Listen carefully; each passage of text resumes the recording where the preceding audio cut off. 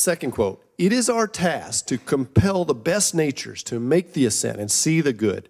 But when they have made it and look sufficiently, we will compel them to guard and care for the city. And it will be governed not like the majority of cities nowadays by people who fight over shadows and struggle one another in order to rule, as if that were a great good, but by people who are awake rather than dreaming."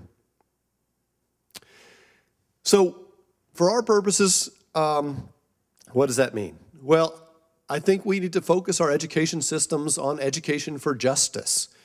And what that means is that we need to promote systems thinking through interdisciplinary education so that our environmental graduates understand the science, the social science, the ethical dimensions of the problems that they're going to be struggling with. We need to lead the colts into fire, so we have to provide laboratories for leadership in the classroom, campus, internship, and in particular that those have to be opportunities to cultivate engagement in public service.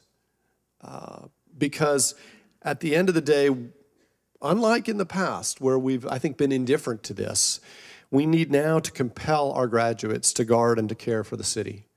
That we need to instill in them an ethic of responsibility, a sense that they are the defining generation for the future of humanity.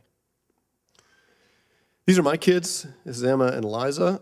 And they're both in college. Liza's starting college next fall. And the point here is that 20 years goes by very fast, 50 years goes by very, very fast.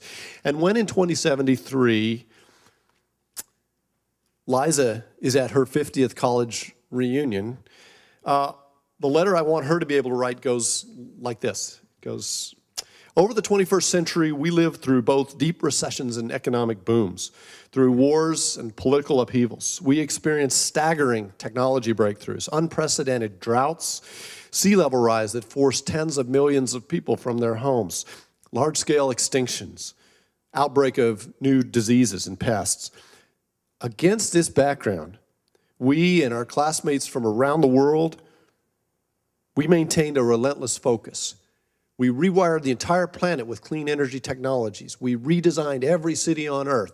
We reimagined the global food system. We reinvented transportation. We rethought through production processes. At the end of the day, we shepherded both the human race and the remaining species of the planet through a critical bottleneck in human history, when rising populations aspiring to ever higher levels of consumption ran up against critical global resource shortages. And above all, we managed by 2050 to roll back emissions of global warming pollution by 80% and stabilize the climate. Doing all this, we created tens of millions of jobs, we helped lift billions of people out of poverty, and we built a global economy that is truly sustainable.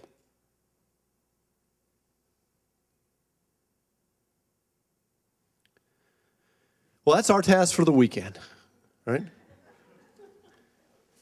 We got to explore how we need to change our educational system from one designed for managers to one that will foster leaders. And we'll talk about in our concluding session on Sunday about the direction of the National Teaching Network, which many of you have participated in, and what that means for us, in terms of how this mandate includes ways to challenge ourselves and our colleagues to educate by example.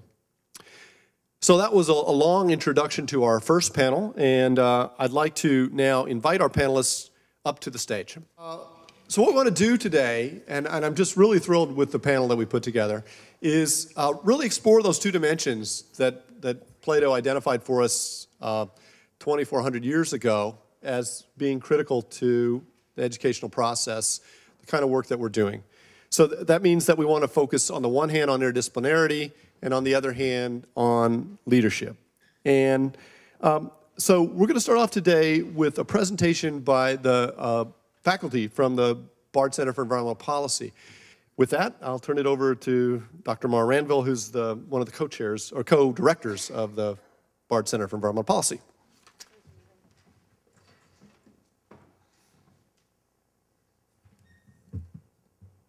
Okay, can everyone hear me? It's fine? Okay, good. Good afternoon, and thank you, Eben, for the introduction.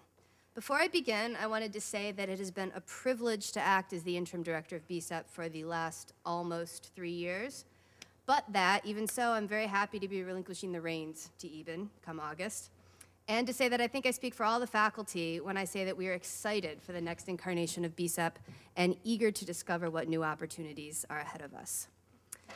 Today with me on the panel, in addition to Pam, is Gautam Sethi, Assistant Professor of Economics, Victor Tafur, Visiting Professor of Environmental Law, Monique Segura, Visiting Professor of International Environmental Policy, and Jennifer Phillips, Assistant Professor of Environmental Science. I, too, am an Assistant Professor of Environmental Science.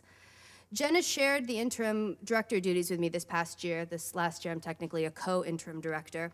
And I wanted to say thank you very much to her for all of her work, and especially for her and all of Josephine French's work in putting together this conference.